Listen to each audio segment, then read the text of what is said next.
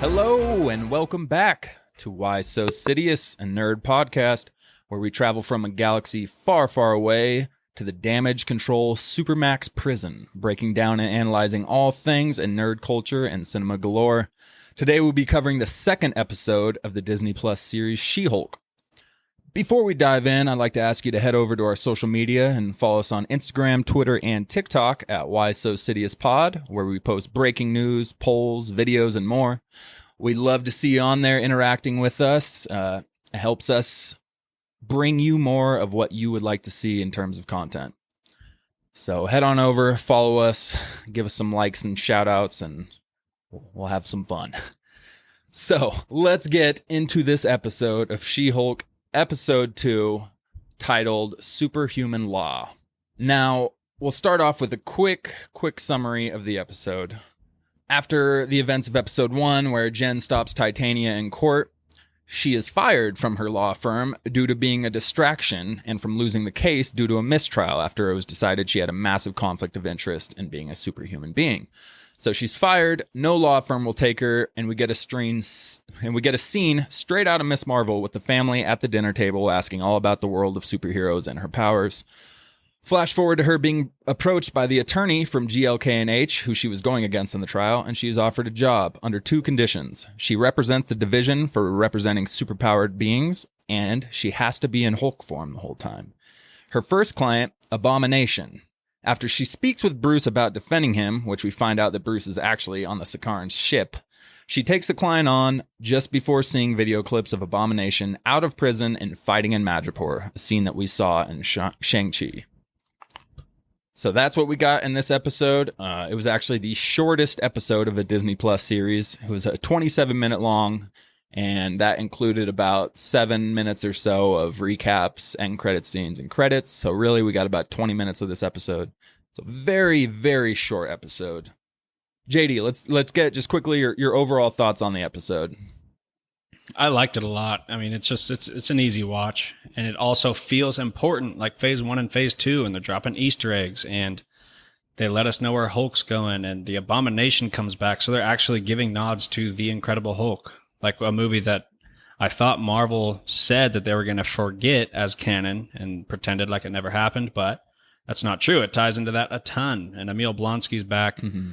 He has some funny, he's a different character now, but I get it. He's been in prison. He's probably doing a little soul searching and whatever. So, I mean, you could explain it that way. It's fine. And then even the ending where it shows that he broke out of prison, and that's where he's fighting Wong in that little underground fight. So it gave you perspective on when this takes place. Like, this is happening during Shang-Chi. So it just feels like Phase 1, Phase 2 Marvel. I enjoy it. Okay. Caleb? Yeah, I'm kind of pissed at Wong. Like, what are you doing, bro? After I saw it from this perspective. Because her boss says turn on the news, and she's like, "Oh crap!" So I was like, "Wong, come on, man! Like we're all Avengers here. It's supposed to be a team. What are you doing to get him to go fight in some random fight on the other side of the world?"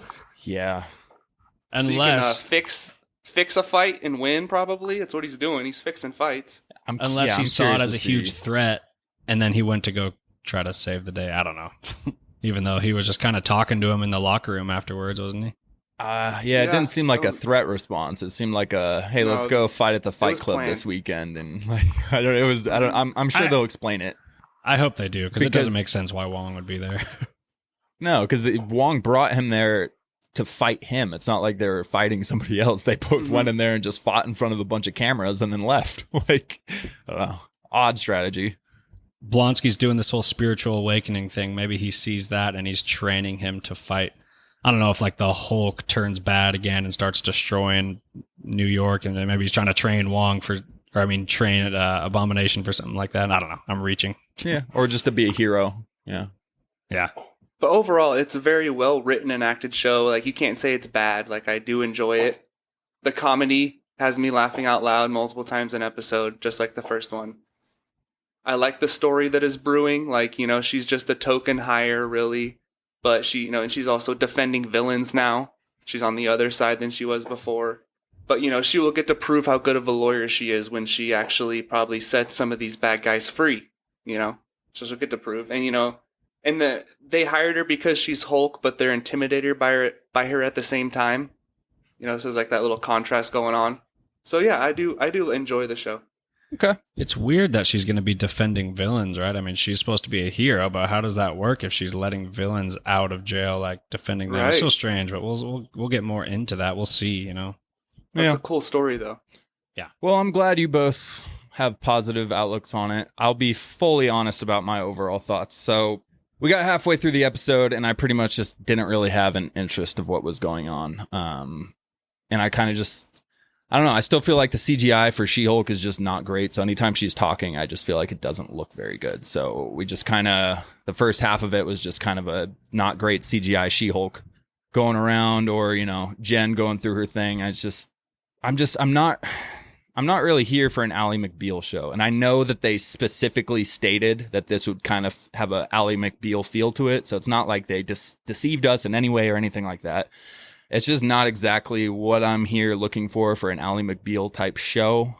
Now, again, I'm getting all my negatives out of the way first, so this isn't all my thoughts on it. But it just feels like so far, we have 7 episodes left. So I'm getting ahead of myself here. But so far, we have a Marvel show that doesn't really have any action, and its CGI isn't that great. And we have a lawyer show that really hasn't done any lawyering yet. So again, we're only 40 minutes into a 9-episode season, so I understand that. But so far, I don't have that much interest in it. Until we got to the part of the Abomination being brought in. Now, there was only about 7 minutes left in the episode. And it's not to take away, the acting is good. The acting is good. The writing is good. If I didn't see Miss Marvel, that scene at the dinner table would have been a lot more enjoyable. It just felt like a literal copy and paste. Like literally the whole family around the table kind of making similar jokes, just talking about different characters. This time it was Hawkeye. The last time they talked about, I forgot what they talked about, Miss Marvel. But it's just the same exact format of the scene. It's just they inputted different characters. So it probably would have been funnier to me if I didn't watch Miss Marvel.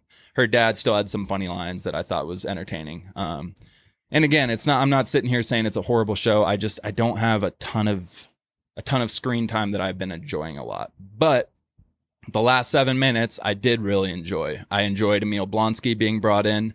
We had fears of him being a totally different character from some of the trailer clips we saw. JD, like you said, it is a different Emil Blonsky, but I didn't mind him in this because, like you said, he's been in prison for, 10 years minimum? I don't remember how long ago that was. Probably 15 years, depending on the blip. Maybe 20. I don't remember how long it's been.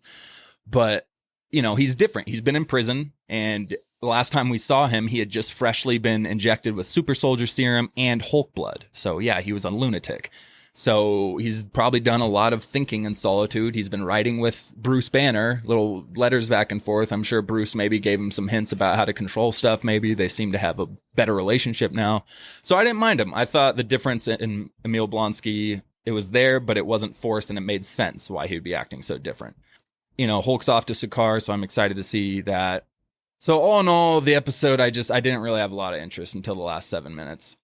I did enjoy some of the comedy. I felt like the whole scene where Hulk, you know, says, that was so long ago, I was a totally different person. I was laughing until Jen looked at the screen and said, ha ha. I felt like it would have been a funnier scene if they just left it as brute. Like, you don't have to spoon feed it to us kind of thing. Like, we got it. You didn't need to do a fourth wall break there. Like, we get what they were saying. I thought it was a clever scene, though. I thought it was funny. I like that they acknowledged that. Overall, it was all right. I enjoyed the last 6 or 7 minutes of it. Overall, I'm still concerned. But they have a lot of potential to bring in interesting stuff. So I'm hoping we at least, if it's going to be a lawyer show and not an action-packed kind of show, I would like to see some good lawyering. I enjoy lawyer shows. I liked all the Daredevil trial stuff. I love Better Call Saul and all that. So I'm down for that. I just would like them to do it well if they do it. And again, they have plenty of time to. Getting ahead of myself. That's just my initial thoughts on the series so far. I'm not super excited about it. I'm okay with there being not a lot of action so far. It's worked. To sum it up, I just like how it fits into the MCU. Like, that's kind of making it fun. And yeah, the action thing, again, it's cool as long as we get some good lawyering or something out of it. You know, it doesn't need to be action packed, but I don't know. But this is what we get with Marvel TV shows. Like, you know, you can't expect movies out of the TV shows. That's what we've gotten so far. But besides a few. Yeah. I enjoyed all the other ones. I will say that I have liked this more than Miss Marvel's first 2 episodes. It's been more entertaining to me than Miss Marvel. But again, Miss Marvel, I didn't enjoy that show either. So it's just it's whatever to me at this point. But it Do you still like has it as a lot much of room. as Hawkeye, or less or more? No, I enjoyed Hawkeye more. For first 2 episodes, I was enjoying Hawkeye a lot more. Dude, Hawkeye's action on the scene, same level. I think in episode 2, like when Hawkeye was tearing through people, like that was the coolest Hawkeye action we've ever gotten. See, I don't even remember. I need to rewatch it because I only watched it for the initial time. But I do remember kind of liking it. You know, I was excited for the next episode where She-Hulk. I'm a little excited just to see if they do something with Daredevil and all the cameos and stuff. But that's the thing. The most excited I am about everything that's going on in the series doesn't really have anything to do with She-Hulk herself. But they have That's time. actually true for time. me too. Yeah. Yeah. It's the Abomination. It's Bruce Banner. It's stuff like that that's really got me into the show. Not necessarily the She-Hulk character, and she's a good actor. She's entertaining enough with her comedy kind of thing going on, which is kind of a neutral thing for She-Hulk. Yeah, but So let's get into the big topic. You know, where do you guys think? I'm surprised we got the answer to what Hulk is doing. Like we already have the answer. We were curious. So where is this headed? So we see Hulk take off on the Sakaran ship after he's talking to Jen before. I think that's after Jen meets with the Abomination. Also, the showrunner confirmed that Hulk is on his way back to Sakaar. Quote, to handle things that happened during the time he was there. I mean, God knows what Hulk got up to in the years he was there. So he's got to go back and handle some of the off-world things that happened during that time. And Mark Ruffalo also said that he could almost... Now, this kind of confused me. He said he could see the Hulk going back to Berserker Hulk or World War Hulk in the future of the MCU. I don't know how you can go back to World War Hulk when we've never been there, so I don't really know what he means by that because that wasn't really World War Hulk. Means Hulk. His persona. Means his rageful mindset of destroying things. Yeah. So the Berserker Hulk, I was like, word, and then he said World War Hulk. That's hard to say. But yeah, so they're pointing out a lot of stuff here. So JD, what do you think out of that? My first thought was he didn't want.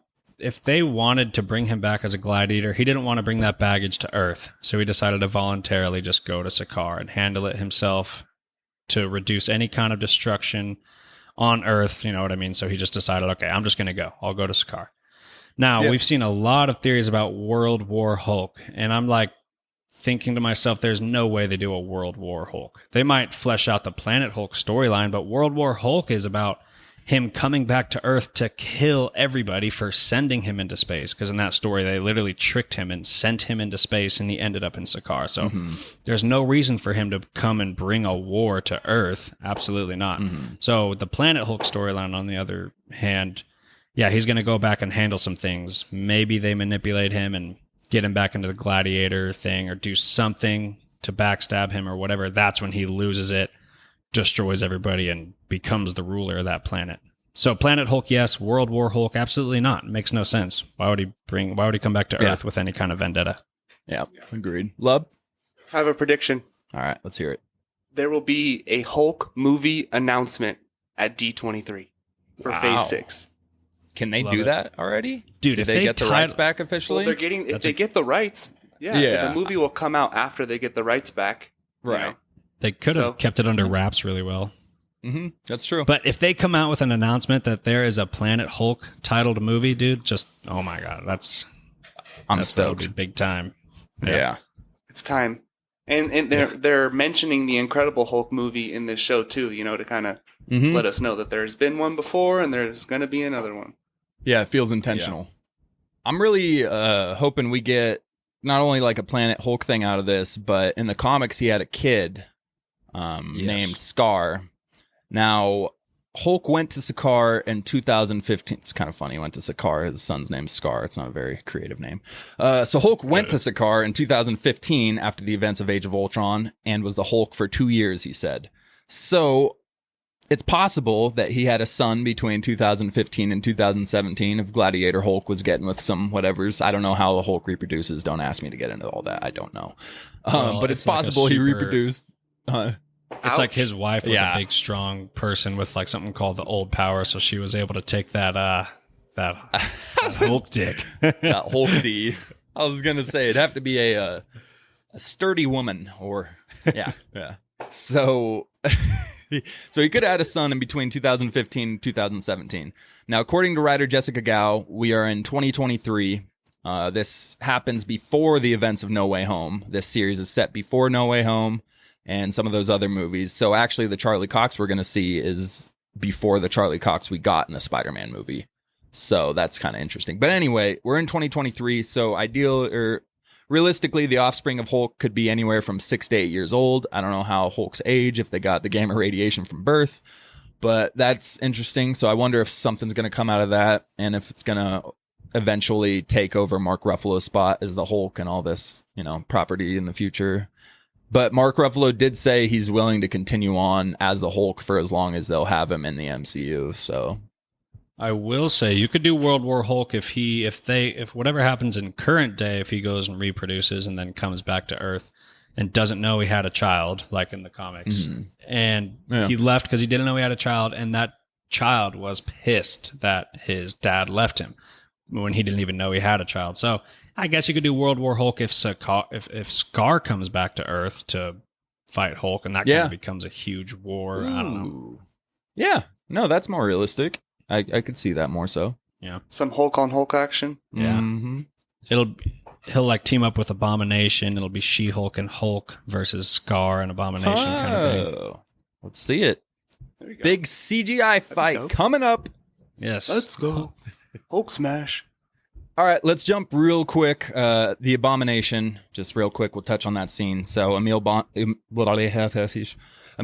is back, and he makes this whole pitch about how he's not really the villain. Like, he thought he was being a hero. He was enlisted by your government, he says to Jen, to stop the Hulk. Like, he was on the good side. He's a decorated military man, and he was enlisted to do that. And then she says, well, you did go on a tear in Harlem. And he goes, yeah, after they injected me with the super soldier serum. And for a point, yeah, that's not a bad point. But at the same time, he also forcefully made Dr. Samuel Stern mix the super soldier serum with Hulk blood and inject it into him. And you could say, well, yeah, but he was unstable because of the serum. But we can always go back to the statement we've had said multiple times throughout the MCU, and that is that the super soldier serum does not make you good or evil. All it does is bring out what was already inside.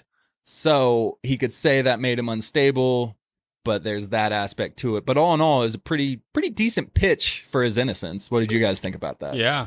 And also the super soldier serum, remember that whatever he took was kind of a derivative of that. They've never perfected that since Captain America. So this was a flawed version of that. So it could have forced him to go crazy. But great point that it's supposed to bring out who you really are. Like, and yeah, his pitch was awesome. Like, it made sense. He was like, I thought I was a hero. And then all of a sudden, Banner is out there praised as a hero, and I'm literally in chains now. So what the hell? Yeah, they did a good job writing the scene to where you couldn't tell what his true motives were. Like, is he bluffing? Is he really a changed person? But then when Wong breaks him out of prison at the end of the episode, it's like, and he turns right back into Abomination when he said he's not that guy anymore. So I really think he was just telling her what she wants to hear so she would take his case and help him out. I don't think he's a changed person at all. Break him out, or did he break out? No, Wong broke him out. Wong came in with the sling ring for sure. Because at the end, yeah, after they fight, he sling rings him back, and you see the same prison that he's in Shang-Chi through that portal. Like, you see that same cage. So Wong's literally bringing him back to put him back into there. Oh, that's weird. See, I didn't even catch that. Okay, so that brings a whole different dynamic from what I said earlier for the whole theory with Wong. Yeah. And it also, was pretty funny. Yeah. How he mentioned that he has 9 pen pals. Do you think that could be the Thunderbolts? I don't think it's going to be the I Thunderbolts. think they're women. Yeah, so he said there's 7 pen pals, and in the trailer, 7. when Jen's going to meet him, there's 7 figures in the background, and they're all in like white, like pilgrim outfits. And he was talking about these people have like a property, a retreat for him to go to. It sounded like a cult of Abomination, almost like fan mail kind of stuff going on. So I don't think that's going to be the Thunderbolts thing, but I do think this is going to lead into Thunderbolts. But I don't think the pen pal thing was it. But we'll see. I thought it was pretty funny when Jen goes over the whole thing, how she's got this case locked down and everything. She knows exactly what to do. And like we said, the attorney goes, yeah, why don't you go ahead and turn on the news? All right, have a good night. And she sees that and just turns and goes, oh, that sucks. It's like, yeah, that's not what you want to see. So Tatiana is good at that kind of dry humor, like kind of sarcastic comments like that. I will give that. Yes. She's got some funny stuff like that I enjoy. Yeah. The Farva beans and a nice Chianti, the Silence of the Lambs reference is pretty funny. Solid reference there. Yeah, so I'm interested to see. Obviously, the Abomination's going to be in it more, definitely next episode. So we'll see what they do with him, but could be good. Yeah, I am really excited to see where this goes. Yeah. All right, so before we end this, real quick, there was a scene where Jen was on her laptop doing a job search. And in a quick blink and you'll miss it, news clips on the very side, we got a few different headlines for articles. Now, I forget what the third one was. It was somewhat relevant. Iron but Man 3s. No, that was at the top. But yeah, that was an ad for the Iron Man 3 shoes. Now, there was a third thing, but it wasn't important enough to go into. So we're going to cover that real quick before we wrap this up. The first one was man fights with metal claws in bar brawl. Now, we've literally seen that happen twice in X-Men 1 and in the Wolverine, where he's been in a bar and he gets in a brawl with his claws. So obviously a Wolverine nod, which got the whole world going crazy seeing that. Super exciting. JD, you have a theory about that? Yeah, if he's already in the MCU, which apparently he is, my theory is that the Weapon X program was much more current, whereas in the stories it's like way in the past. But he just broke out of the Weapon X facilities or whatever. So, I mean, he broke out. This is Wolverine. He's got his metal claws, his adamantium. He made his way to a bar and he got into a fight. Loves so, I beer. mean, this is like, yeah, and we don't need another origin Wolverine story. So, I mean, you could just pick it up right there. This dude just got busted. I wonder if, dude, it'd be so sick if she represented him in court as a superpowered person. I doubt they're going to do that. Oh my God. If they introducing I don't think so, Wolverine but- into a She-Hulk show, that's a little much. But yeah, I mean, that's a good way to just introduce him into the thing. Like he's already done with his adamantium. Weapon X program. Yeah, it's just a little quick way to introduce him. It's Love, you have any thoughts on it? Yeah, just a nice little nod. Mm-hmm. I mean, I feel like they're still going to hold off on X-Men for a while, but Mm-hmm. just a good little nod. Maybe one of the older movies. Yeah, our first 10. I mean, they had the whole thing where Sitwell and Winter Soldier, read off the list of all the targets that Hydra had been keeping track of, and one of them was Doctor Strange. And, we didn't get a Doctor Strange film for 2 or 3 years after that. So, yeah, it could be our first official nod at Wolverine. Well, it is our first official nod, so it's exciting. It's exciting to see it actually come into the MCU. Hey, but that third headline is not something to just disregard because it says that there's a giant statue of a man sticking out of the ocean. And that's the second one. I was about to read that one. Oh, That's the second headline. Oh, okay. Word. I didn't even remember a third headline, but yeah, I mean, that's an Eternals thing. I was wondering why that never got mentioned. Like this huge being is sticking out of the ocean, but we never heard about it until now. So at least we're getting something. Yeah, it said why there is a giant statue of a man sticking out of the ocean was the other headline. And, I guess this is them finally addressing that. Like you said, the entire, there's a massive celestial born from the Earth's core and it's sticking out of the Atlantic Ocean and probably throwing off the axis of the Earth and God knows what else because it's a giant marble thing sticking out of it's huge. It's huge. There's no way it wouldn't be talked about or literally destroying the gravity and the tides and everything on Earth. That would be a chain reaction. So they are finally addressing it. It just felt kind of lazy. It was like they kept hearing complaints about people saying, why haven't we had any nods to Tiamut? I don't remember his name, the Celestial. Tiamat. And it just Tiamat. There you go, Tiamat. But yeah, it just kind of felt like fine, here you go. Throw it at the fans real quick. Stop asking us about this. Look here, there's a giant statue sticking out of the ocean. Are you good? So it was nice to see it acknowledged. It just felt a little lazy. But it was fine. Yeah. And it does kind of help the timelines out a little bit with the Shang-Chi reference and the Eternals reference. We're kind of figuring out where things are lining up. Mm-hmm. True. Did serve a purpose. That's true. Because the Phase 4 was confusing. Right. Yeah. All right, let's wrap this up real quick. 1 to 10 rating. JD, what do you got for this episode? Just for what it is, it's just a nice, good old 7.9. I enjoyed it. It's good. Okay. Lub? I put it at the same as episode 1, so 7.1. Okay. 7.9 and 7.1. I went with the 6.7 just because I felt like 2/3 of the episode I just didn't care about at all, really, and was just kind of waiting for something to happen. And the abomination thing happened, and I liked that, but that was 6 minutes of the episode. So 6.7 as a whole. Not my lowest rating ever. It wasn't a crazy good episode to me, but there's still time. There's still time. And I know I'm the most negative one on this podcast about this show. So I'm hoping to have my mind changed. I really am. So we'll see what they do in the future. All right. Well, I would just like to thank both of you, my co-hosts, for joining me, Jeremy Darr and Caleb Culver, as always. Again, head on over to our social media, give it a follow, interact with us, tell us what you want to see, and we'll continue to produce for you. Thank you so much for tuning in. We'll be covering House of the Dragon episode 2 the next time we come in.